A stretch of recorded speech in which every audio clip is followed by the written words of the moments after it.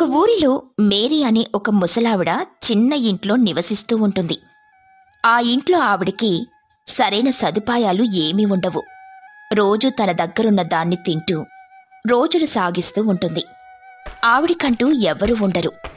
దానితో చాలా బాధలు పడుతూ ఒక్కటే కష్టపడి బ్రతుకుతూ ఉంటుంది. ఆవిడికి యేసు ప్రభు అంటే చాలా ఇష్టం.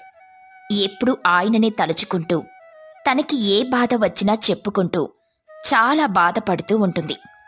ఆవిడ బాగా వృద్ధురాలు కావడంతో ఒక్క ఆవిడే ఉండడానికి చాలా కష్టమవుతూ ఉంటుంది.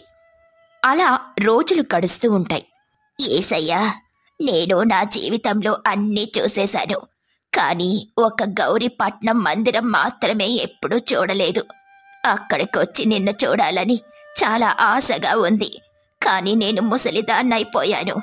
రావడానికి కూడా అంతగా ఓపిక లేదు. నువ్వు ఏదో ఒక దారి చూపించు తండ్రి. అలా అనుకుంటూ మేరీ చాలా ఆశగా ఉంటుంది. అప్పుడే వాళ్ళ ఇంటి పక్కనున్న వాళ్ళందరూ కూడా గౌరీపట్నం వెళ్ళొస్తారు. అది తెలిసి మేరీ చాలా ఆనందపడుతుంది. కానీ తాను వెళ్ళలేకపోవడంతో చాలా బాధపడుతుంది. దానికోసం ఏమైనా చెయ్యాలని అనుకుంటుంది. నేనింక ఎన్ని రోజులని ఇలా అనుకుంటూ కూర్చున్నా, నేను వెళ్ళలేను. ఇప్పుడు నేనే మొదటి అడుగు వెయ్యాలి. అప్పుడే నేను వెళ్ళాలి అని అనుకున్న చోటికి చేరుకోగలను. ఉదయాన్నే నా ప్రయాణాన్ని మొదలు పెడతాను. అలా అనుకుంటూ ఆ ముసలావిడ తన ప్రయాణం కోసం డబ్బులు చూస్తూ ఉంటుంది. తన దగ్గర పెద్దగా డబ్బులుండవు. దానితో ఆవిడ చాలా బాధపడుతుంది. ఎలా అని చాలా కలవరపడుతూ ఉంటుంది. నా దగ్గర ఊరు వెళ్ళడానికి అస్సలు డబ్బులే లేవు. ఉన్న ఈ డబ్బులు దేనికి సరిపోవు. ఆ తండ్రి నాకెందుకు ఎన్ని పరీక్షలు పెడుతున్నాడో ఏమిటో. నాలాంటి ముసలిది ఎవరినడిగితే ఎవరు నమ్మి డబ్బులిస్తారు? ఇంక ఏదో ఒకలా నడుచుకుంటూనే నా గమ్యానికి చేరుకుంటాను. అలా మేరీ అమ్మ నడుచుకుంటూనే వెళ్ళాలని నిర్ణయించుకుంటుంది. అలా ఆ రోజు గడుస్తుంది. తరువాత రోజు ఆవిడ అనుకున్నట్టుగానే ఆవిడ ప్రయాణాన్ని మొదలు పెడుతుంది. యేసు తండ్రి, నువ్వే నాకు దారి చూపించు. నీకోసమే వస్తున్నాను. నువ్వే నాకు తోడు. అలా ఆ ముసలామె ఎండలో నడుస్తూ వెళ్తూ ఉంటుంది. ఆవిడకి ఏమీ తెలియకపోయినా కానీ ఆ దారిలో కనిపించిన వాళ్ళని అడుగుతూ వెళ్తూ తన గమ్యం చేరుకోవాలని చాలా గట్టిగా అనుకుంటుంది. కష్టపడి నడుస్తూ వెళ్తుంది. కొంచెం దూరం వెళ్ళేసరికి నడవలేక ఒక చెట్టు కింద కూర్చొని మంచినీళ్లు తాగుతూ ఉంటుంది. ఇలా కూర్చుంటే ప్రశాంతంగా ఉంది, లేదంటే చాలా కష్టంగా అనిపిస్తుంది. అస్సలు నడవలేకపోతున్నాను. ఇలా అక్కడక్కడ కూర్చొని వెళ్తూ ఉంటే చల్లగా ఉండి కాసేపు నడవగలుగుతున్నాను, లేదంటే ఇబ్బంది అయ్యేది. అలా కాసేపు అక్కడే కూర్చొని మళ్ళీ ఆవిడ తన ప్రయాణాన్ని ఆ ఎండలో మొదలు పెడుతుంది. అప్పుడే ఆ వైపు రఘు అనే ఒక వ్యక్తి వస్తూ ఉంటాడు. ముసలావిడ ఎండలో నడవడం చూసి జాలిపడి అక్కడే ఆగుతాడు. ఏంటమ్మా, ఎవరు నువ్వు? ఈ ఎండలో ఎక్కడికి నడిచి వెళ్తున్నావు? నేను గౌరీపట్నం వెళ్తున్నాను బాబు. అదేంటమ్మా, ఈ ఎండలో వెళ్తున్నావా? అవును బాబు, నా దగ్గర డబ్బులు లేవు, అందుకే నడిచి వెళ్తున్నాను బాబు. సరే అమ్మా, ఆ డబ్బులు నేనివ్వనా? వద్దు బాబు, నేనే వెళ్తానులే. సరే అమ్మా, రండి. కొంచెం దూరం వరకు నేను వెళ్తాను, కొంచెం దూరంలో దింపేస్తాను. సరే బాబు, తీసుకొని వెళ్ళు. అలా రఘు ఆ ముసలమ్మని తీసుకుని వెళ్తాడు. కొంచెం దూరం తీసుకుని వెళ్ళి ఆమెని దింపుతాడు. దాంతో ఆవిడ చాలా ఆనందపడుతుంది. అమ్మా, నేనిలా వెళ్ళిపోతున్నాను. సరే బాబు, ఇక్కడి వరకు తీసుకొనొచ్చారు, అది చాలు. సరే అమ్మా, చూసుకొని చాలా జాగ్రత్తగా వెళ్ళండి. సరే బాబు, ఆ యేసు తండ్రి ఏదో ఒకటి చేసి నాకు సాయం చేస్తాడు. రఘు అక్కడి నుండి వెళ్ళిపోతాడు. మళ్ళీ మేరీ నడక మొదలు పెడుతుంది. ఎక్కడ అలసిపోకుండా చాలా ఆశతో ఎంత ఇబ్బందిగా ఉన్నా కానీ అన్నీ తట్టుకొని నడుస్తూనే ఉంటుంది. అప్పుడే కొంచెం దూరం వెళ్ళేసరికి మేరీకి పాత చెప్పులవ్వడంతో చెప్పు తెగిపోతుంది. అయ్యో, ఇప్పుడే ఈ చెప్పు ఊడిపోవాలా? ఇప్పుడు నడవడం ఇంకా కష్టమైపోతుంది. ఇలా అయితే వెళ్ళడం ఎలాగా? అసలే ఎండ బాగా ఎక్కువగా ఉంది, కాళ్ళు కాలిపోతున్నాయి. ఏంటి తండ్రి నాకిన్ని పరీక్షలు పెడుతున్నావు? మేరీ అలా చాలా బాధపడుతూ నడుస్తూ ఉంటుంది. అప్పుడే కొంచెం దూరం వెళ్ళేసరికి ఆ వైపుగా ఒక ఆవిడొస్తుంది. మేరీ కాళ్ళకి చెప్పులు లేకుండా ఎండలో నడవడం చూసి ఆవిడ దగ్గరికి వెళ్తుంది. ఏంటమ్మా, చెప్పులు లేవు, మీరలా ఎండలో నడుస్తున్నారేంటి? ఏం లేదమ్మా, పాతగా అయిపోవడంతో ఇప్పుడే తెగిపోయాయి. అయ్యో అవునా, ఏ ఊరు వెళ్ళాలమ్మా? గౌరీపట్నం వరకు వెళ్ళాలమ్మా. అయ్యో అంత దూరమా? ఇదిగోండి నా చెప్పులు తీసుకోండి. ఓ అత్తమ్మా, మీరు కూడా ఈ ఎండలో చెప్పులు లేకుండా నడిస్తే ఇబ్బంది అవుతుంది కదా, నాకేం పర్వాలేదులే. లేదమ్మా, ఏం పర్లేదు, నా ఇల్లు దగ్గరే, వెళ్ళిపోతాను. ఈ చెప్పులు వేసుకుని వెళ్ళండి, జాగ్రత్తగా ఉండండి. అలా అంటూ ఆవిడ చెప్పులిచ్చి అక్కడి నుండి వెళ్ళిపోతుంది. అప్పుడే మేరీ చాలా ఆనందంగా ఆ చెప్పులు వేసుకుని అలా నడుస్తూ ఉంటుంది. ఎండ బాగా ఎక్కువగా ఉండడంతో నీళ్లు తాగుతూ ఉంటుంది. దానితో కొంచెం దూరం వచ్చేసరికి ఆవిడ దగ్గర నీళ్ళైపోతాయి. ఇంకా నా వల్ల అవ్వట్లేదు, ఇంకా చాలా దూరం ఉన్నట్టుంది, ఇంక నేను వెళ్ళగలనో లేదో. ఏసయ్యా, నిన్నే నమ్ముకొనున్నానయ్యా, నువ్వే నన్ను ఈ ఇబ్బంది నుండి గట్టెక్కించి నీ దగ్గరికి వచ్చేలా చెయ్యి స్వామి. నాకు నీ తోడి కావాలి తండ్రి, నీ సాయం కావాలి. ఎవరికి వాళ్ళందరూ నాకు సాయం చేస్తూనే ఇక్కడి వరకు వచ్చేలా చేశారు. ఇప్పుడు కూడా నాకొచ్చే ధైర్యాన్నివ్వు తండ్రి, ఎలా అయినా నీ దగ్గరికి రావాలని ఉంది. అలా మేరీ అక్కడ ఒక చెట్టు కింద కూర్చొని చాలా బాధపడుతూ ఉంటుంది. తన దగ్గర నీళ్లు లేకపోవడంతో చాలా దాహంగా ఉండి అలా చూస్తూ ఉంటుంది. ఇప్పుడు నాకు నీళ్లు కావాలి, ఇక్కడ నీళ్ళెక్కడి నుండి వస్తాయి? ఎవరు జనాలు కూడా లేరే, చాలా కష్టంగా ఉంది, నడవాలంటే ఓపిక లేదు. కొంచెం నీళ్లుంటే ఎలా అయినా ఓపిక వస్తుంది. అలా అనుకుంటూ చూస్తూ ఉంటే ఇంతలో ఆ వైపుగా ఒక వ్యక్తి వస్తూ ఉంటాడు. అతను మేరీ బాధపడడం చూస్తాడు. దానితో వెంటనే తన దగ్గరకొస్తాడు. ఆమెతో మాట్లాడ్డానికని ప్రయత్నిస్తాడు. ఏంటమ్మా, ఎందుకలా బాధపడుతున్నావు? ఏమైంది చెప్పు. ఏం లేదులే బాబు, నా దగ్గర నీళ్ళైపోయాయి, అందుకే ఏం చెయ్యాలో అర్థం అవ్వట్లేదు. అయ్యో అవునా అమ్మా, అయినా ఈ ఎండలో ఇక్కడెందుకున్నావు? ఊరు వెళ్తున్నాను బాబు, నా దగ్గర డబ్బులు లేక నడిచి వెళ్తున్నాను బాబు. అవునా, నా దగ్గర నీళ్లున్నాయి, ఇస్తానాగు. ఆ వ్యక్తి వెంటనే తన దగ్గరున్న నీళ్ళిస్తాడు. దానితో ఆవిడ నీళ్లు తాగుతుంది. అప్పుడే ఆమెకి ప్రశాంతంగా ఉంటుంది, చాలా ఆనందపడుతుంది. నువ్వెవరో కాని చాలా సహాయం చేశావు బాబు. అయ్యో దీనిలో ఏముందమ్మా, ఈరోజు నాకు చాలా మంది సాయం చేశారు బాబు. అవసరం అన్నప్పుడు సాయం చేయకపోతే ఇంకెందుకమ్మా. సరే బాబు, ఇంక నేను బయలుదేరుతాను.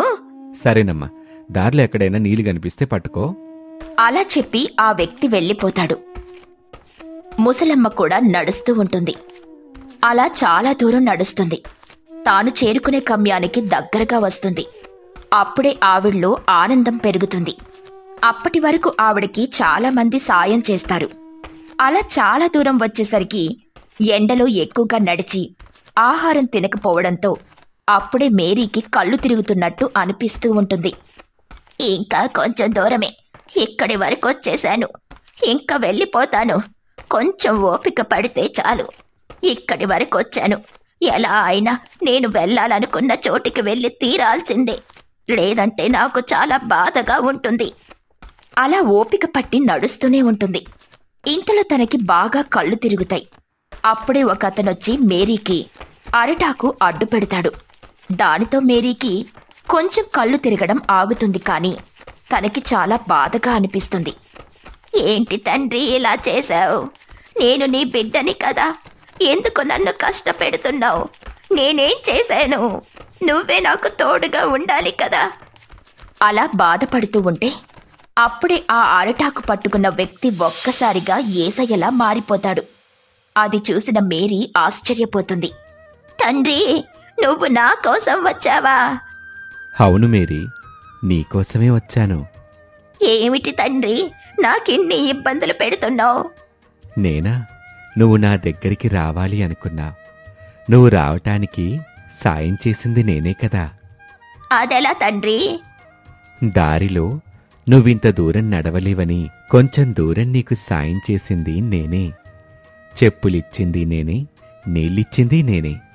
నువ్వే నన్ను గుర్తించలేదు. అయ్యో తండ్రి, లేదు, నువ్వు నాకు ఎప్పుడు తోడుగానే ఉన్నావు. నేను నిన్ను గుర్తించలేదు తండ్రి. ఇప్పుడు నీ గమ్యానికి తీసుకువెళ్ళేది నేనే. యేసయ్య తనతో అలా మాట్లాడడంతో మేరీ చాలా ఆనందపడుతుంది. తన ఆనందానికి హద్దులే ఉండవు. యేసయ్య తాను చూడాలి అనుకున్న దాన్ని చూపిస్తాడు. మోషే ఒక బాగా ధనవంతుడైన ఆదాము దగ్గర పనిచేస్తూ ఉంటాడు. అతని పొలాన్ని మొత్తం కూడా అతని సాగు చేసి ఆ పండిన పంటను దగ్గరలో ఉన్న మార్కెట్కు తీసుకుని వెళ్లి అమ్మి ఆ డబ్బు తీసుకొనొచ్చి ఆదాముకిస్తాడు. ఆదాము అతనికి నెలవారీ కూలీ ఇస్తాడు. అలా మోషే తన కుటుంబాన్ని పోషించుకుంటూ సంతోషంగా ఉంటాడు. ఆ కుటుంబమంతా ప్రతిరోజు ప్రార్థనలో ఉండి ప్రభువుని ప్రార్థించుకుంటూ సుఖంగా సంతోషంగా ఆ జీవితాన్ని సాగిస్తూ ఉంటారు. అలా ఉండగా ఒకరోజు మోషే ఆరోగ్యం బాగోక అలా నిద్రపోతూనే ఉంటాడు. ఆ రోజు తన భార్య రూతు తన దగ్గరకొచ్చి, ఏంటండి అలాగే పడుకున్నారు? పనికి వెళ్ళరా ఏంటి? లేదు, ఈరోజు నాకు ఆరోగ్యం ఏం బాలేదు. నువ్వొక పని చెయ్యి. ఆదామగారి దగ్గరికి వెళ్ళి విషయాన్ని చెప్పు. 2 రోజుల్లో వస్తానని చెప్పు. లేకపోతే వాళ్ళ పనులన్నీ ఆగిపోతాయి. ఈ 2 రోజులు ఎవరి చేత నా పని చేయించుకుంటారో కదా. పోని నేను వెళ్ళి పని చెయ్యనా? ఎడ్ల బండి నువ్వు నడుపుతూ సొంతకు వెళ్ళి రాగలవా? అమ్మో, నా వల్ల కాదు. అయ్యగారికి విషయం చెప్పే వస్తానులే అని అంటుంది రూతు. అలా రూతు బయలుదేరుతూ ఉండగా ఇంతలో ఏదో ఒక పని తగలడంతో ఆమె ఆగిపోతుంది. మోషే ప్రతిరోజు ప్రార్థన చేసుకుంటూ, ప్రభువా, నేను తొందరగా అక్కడికి వెళ్లేలాగా చెయ్యి. లేదంటే నాకు జీతం డబ్బులు రావు ప్రభువా. ఆరోగ్యాన్నివ్వు ప్రభువా అంటూ ప్రార్థన చేసుకుంటూ ఉంటాడు. అలా 11 రోజులు గడిచిపోతుంది. 11 రోజుల తర్వాత అతని ఆరోగ్యం కుదుటపడుతుంది. అప్పుడు భార్యతో, 11 రోజుల నుండి నేను వెళ్ళలేదు కదా. పాపం పనులన్నీ ఆగిపోయి ఉంటాయి. ఇప్పుడు నన్నేమంటాడో ఏమో అని కొంచెం భయంగా ఉంది కూడా. మీరు ధైర్యంగా దేవునికి ప్రార్థన చేసుకొని వెళ్ళండి. మన యందు ఆ భగవంతుడున్నాడు. మీరేమీ అధైర్యపడొద్దు అని చెప్పడంతో అతను సరే అని చెప్పి ప్రార్థన చేసుకుని అక్కడికి వెళ్తాడు. అక్కడ ఆదాము అతన్ని చూసి, ఏంటి ఇప్పుడే కదా మార్కెట్కి అని చెప్పి వెళ్ళావు, అప్పుడే వచ్చేసావా? సరే, నేను బయటకు వెళ్తున్నాను. నువ్వు మిగిలిన పని ఏమన్నా ఉంటే చూసుకో అని చెప్పి అతను వెళ్ళిపోతాడు. అతని మాటలు విని మోషే చాలా ఆశ్చర్యపోతూ, ఏంటి ఆదాము గారు అలా అంటున్నారు? నాకేం అర్థం కావడం లేదు. నేను 11 రోజుల నుండి పనికి రాకపోతే ఇప్పుడే కదా మార్కెట్కి వెళ్ళావు అని అంటాడేంటి? ఇదంతా నాకు అయోమయంగా ఉంది. అసలు విషయం ఏంటో తెలుసుకోవాలి అని చెప్పి మార్కెట్ వైపుగా బయలుదేరతాడు. అప్పుడే ప్రభువైన క్రీస్తు మోషే రూపంలోకి ప్రభువు మారి ఎద్దుల బండి మీద మార్కెట్ నుండి తిరిగి వస్తూ ఉంటాడు. దాన్ని చూసి అతను ఆశ్చర్యపోతాడు. ఏంటి, నా బదులు ప్రభువైన క్రీస్తొచ్చి పని చేస్తున్నాడా? ఆశ్చర్యంగా ఉంది. ప్రభు, నువ్వు నా కోసం పని చేయడం ఏంటయ్యా? ప్రభువా అంటూ అక్కడే మోకరించి ప్రార్థన చేస్తూ ఉంటాడు. అప్పుడు ప్రభువైన క్రీస్తు అక్కడ ప్రత్యక్షమై, ఎందుకు మోషే బాధపడుతున్నావు? నీ పని నేను చేయకూడదా? నా కుమారుడి పని నేను చేయడంలో తప్పేముంది? నేనందరికీ తండ్రిని. ఎవరికి ఎప్పుడు ఏది కావాలో అది ఖచ్చితంగా నేను ఇస్తాను కదా. ఆ మాట వినగానే మోషే, ప్రభువా, నాకు మాటలు రావడం లేదు ప్రభువా. మీరు చేసిన ఈ గొప్ప కార్యాన్ని నేను ఎవరికన్నా చెప్తే వాళ్ళు నమ్ముతారా? నమ్మినవాడు ధన్యుడు, పరలోక రాజ్యం వారిదే అని అక్కడ్నుండి మాయమైపోతాడు ప్రభు. మోషే వెంటనే అక్కడున్న ఎద్దుల బండిని తీసుకుని హడావడిగా ఇంటికి వెళ్తాడు. అక్కడ రూతుతో, రూతు, ప్రభువైన క్రీస్తు మన జీవితంలో గొప్ప కార్యం చేశాడు. అది కార్యం అని చెబితే నువ్వు ఆశ్చర్యపోతావు. ఈ 11 రోజుల్లో నేను అక్కడికి వెళ్ళలేదు కదా. నా బదులు ప్రభువైన క్రీస్తు వెళ్లి పనిచేశాడు నాలాగా. నేను ఆ విషయం తెలుసుకున్నాను. ఆ మాట వినగానే ఆమె ఆశ్చర్యపోయి, నిజంగా చాలా గొప్ప కార్యం ప్రభు చేశాడండి. ఆయనకు మనం ఏమిచ్చి ఆయన రుణాన్ని తీర్చుకోగలం? మొదట ఆదాముకి ఈ విషయం చెప్పండి. ఆయన చాలా సంతోషపడతారు. ఆ మాట వినగానే తను ఇప్పుడే చెబుతానని అక్కడ్నుండి మళ్ళీ ఎద్దుల బండిపై ఆదాము ఇంటికి వెళ్తాడు. ఆదాము బయటికి వెళ్లిన సంగతి అప్పుడు గుర్తుకొస్తుంది. మోషే ఇక అక్కడ పని చేసుకుంటూ ఆదాము వచ్చేంత వరకు ఉండాలని నిర్ణయించుకుంటాడు. ఇక అక్కడే పని చేసుకుంటూ ఉండగా చాలా సమయానికి ఆదాము వస్తాడు. ఆదాము వచ్చి రాగానే మోషే అతనికి ఏదో చెప్పబోతూ ఉండగా, ప్రభువైన క్రీస్తు నా పట్ల గొప్ప కార్యం చేస్తాడని అనుకున్నాను, కానీ ఇలా చేస్తాడని అనుకోలేదు. అందరి ముందు నా పరువు పోయింది అని అంటూ ఉంటాడు. దానిని విని మోషే, ఏమైందయ్యా, ఎందుకు మీరు ప్రభువుని దూషించుకుంటున్నారు? చేపల చెరువు పాట వేశారు. నేను ఆ పాటని సొంతం చేసుకోవాలని ప్రయత్నించాను, కానీ ఈ సంవత్సరం అది నా చేతికి రానేలేదు. అది నా చేతికి వస్తే నేను ఎంతకాలం సంతోషపడేవాణ్ణి. నలుగురిలో నాకొక మంచి పేరు పడిపోయేది. ప్రభువైన క్రీస్తు మీ చేతికి రాకుండా చేశాడంటే దానిలో ఏదో లోపం ఉండే ఉంటుంది. మీరు దాని గురించి బాధపడకండి. ప్రభువు ఏం చేసినా కూడా మన మంచికే కదా. ఆ మాటకి ఆదాము ఏమీ మాట్లాడకుండా వెళ్తాడు. ఇప్పుడు ప్రభువు గురించి నేను చెప్పిన కార్యం నేను చెప్పినా అతను వినే పరిస్థితిలో లేడు. రేపు చెప్తాను అంటూ అక్కడ్నుండి వెళ్ళిపోతాడు మోషే.